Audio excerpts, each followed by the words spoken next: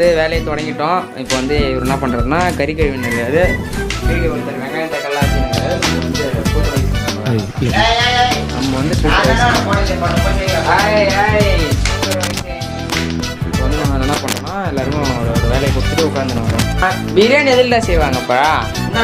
ஐ cooker என்ன மஜரா அது? அது வந்து வேற மஜரா இது. சத்தியம் மஞ்சள் எங்க? மஞ்சள்ல வேற மஞ்சள் வேற இருக்கு. ஆமாண்டா, 2 மஞ்சள் இருக்குடா. இது கடை வந்து பாரு, அது மஞ்சள் இல்லடா, வேற மஞ்சள் இருக்கு. சத்தியம் கொம்பு மஞ்சள் தோல்.